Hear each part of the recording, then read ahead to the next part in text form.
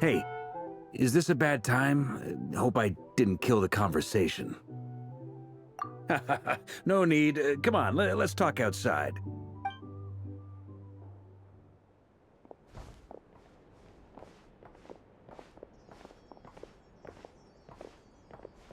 Anyway, Nefer went back to the curatorium to get some rest. But before she left, she shared some things with me that I thought you should be aware of. Firstly, although she managed to trap the Raker of Solnari inside her chess set, there's no guarantee that the power of the Ibis King is any match for one of the 5 sinners. Their powers are beyond our comprehension. It's only a matter of time before he finds a way to break out. We have to come up with a plan and take care of him before that happens. Honestly, my mom figured that might be the case. So, how long have we got? Well, I asked her that same question. She talked for a long time, but for the most part, it seemed like she was trying to convince me how precious her chess set is. What a long and storied history it has. It felt like some kind of sales pitch, you know? The kind where you end up handing over Mora against your will? Anyway, after all that, she finally answered the question. 2 days, at most. 2 days? Holy moly! Can we even recruit enough help in that time? That remains to be seen. Which brings me to the second issue. Dainsleif is obviously conflicted about this whole thing.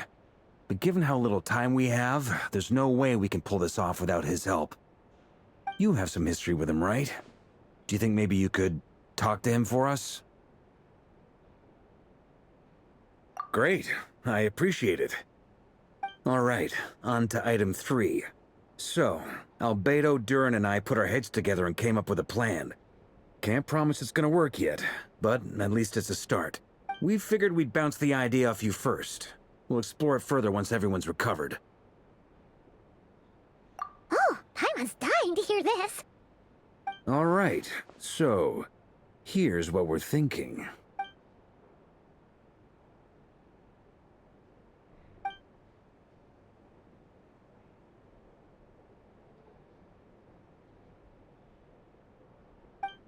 We felt a little uneasy about roping you into this. I mean, firstly, you're not locals, and secondly, none of us are your boss.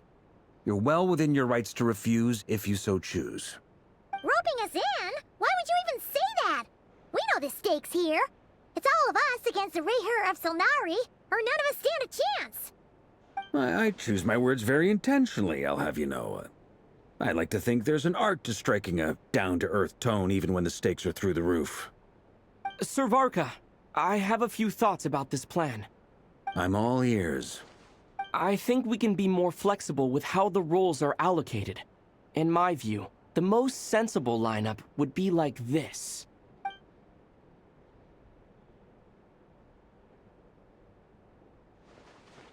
I see your point, yeah. But if that's how we're going to approach this, you'd better make sure you're ready. To be clear, I don't doubt your abilities. Far from it. I just want to make sure. Are you really willing to take all this on? I want to do everything within my power.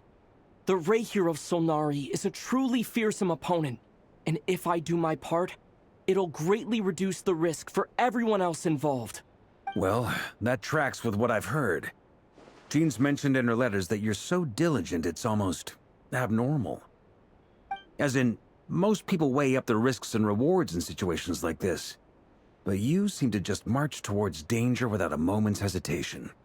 Of course, everyone appreciates a fearless pioneer.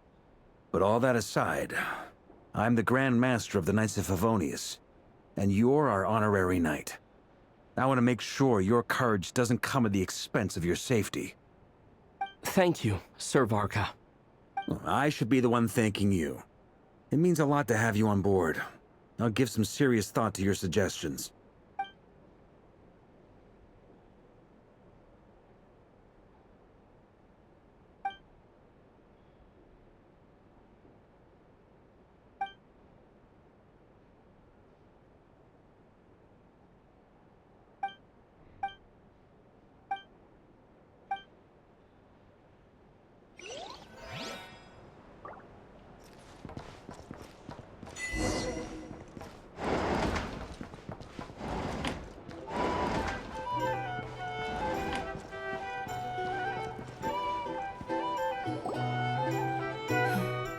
This is a thorough plan, but I do have one last question before we take action.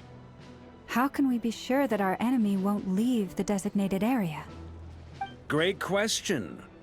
Albedo's been hard at work analyzing Rarer and the Wild Hunt's behavioral patterns. His conclusions are as follows. Firstly, from the earliest known confrontation until now, Rarer has never displayed any ability to manipulate the dimension of space. So it's unlikely he has any power in that domain. Secondly, he seems to have a particularly strong vendetta against our group. If we put him in a fight-or-flight situation, he'll choose to fight every time. Thirdly, finally, and most importantly, he is consumed by hatred, both for the moon and for his enemies. Turns out, we tick both of those boxes. We have a reincarnated moon in our ranks, and a spy who accessed his private memories without permission. He'll be baying for blood, not looking to escape. As someone who's had their fair share of interactions with the Wild Hunt, those all seem like valid observations to me. Understood. Then I will defer to the verdict of the group. Well, everyone, that's the plan in full detail. Albedo and Duran are carrying out their part as we speak. Plan approved. Scheduling. Okay, any firepower you need, I got you covered. Let's light this baby up. The Frost Moon Scions are behind you as well. And the rest of you?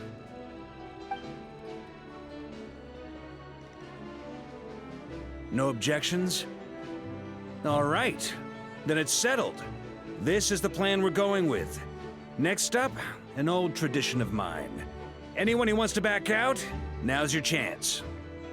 Wait, we can still back out of this? Everyone says things they regret, right? I don't want anyone feeling trapped because their mouth said yes before their brain had time to think things through. A very people-first approach. I hear that's common practice in the Knights of Favonius. Heh. Who'd you hear it from? D-Luke? Shh. We don't use people's real names at work. This contact will be known only as Owl, please and thank you. This plan can only work if everyone does their part. Flint's and I will absolutely support it. We shall indeed. You'll be glad you accepted our help. Also, you are the last person I expected to see here, Miss Dory. It's not often I get called Dory in a work context. My peers usually call me Lord Sangama Bay. So, the longer your name, the higher your net worth. Is that the idea here? In that case, Mr. Flint's here must be worth a fortune. That's right, I know your full name. It's... The walls are thin here. I'd appreciate you keeping that a secret. Okay, fine. Ugh, I'm actually only here as a favor for someone else. Do you have any idea how much it would cost to hire me otherwise? Whoa! Does this mean someone out there actually has the power to boss Dory around? It most certainly does not. We have a long-standing and mutually beneficial business partnership. She's actually the mom of a friend of yours. Said mom supplied me with a great little trinket, but now that lady's ruined everything. If I don't start building a little goodwill now, my whole business in Notcry is gonna go down the drain! Okay. So what exactly is so special about this pendant? It's a lucky charm that a great mage made for me. We have a business relationship, and she was worried that something bad might happen to me. So, she wanted me to have something that can store power to protect myself with. I finally got it all fully charged up with Kuvaki, and then never went and used it all up at once! Never lost so big in my life! You're right. It was all my fault. I didn't mean to drain all the Kuvaki in the pendant, but I'll make it up to you. You will?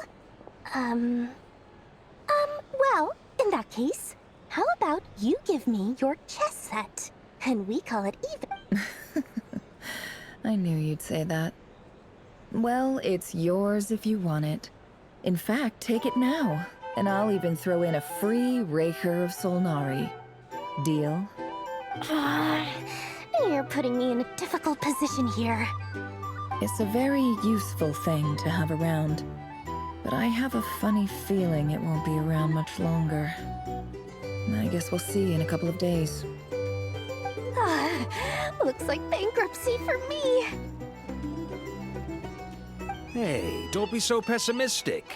See this through and you never know. You might find a new business opportunity on the other side.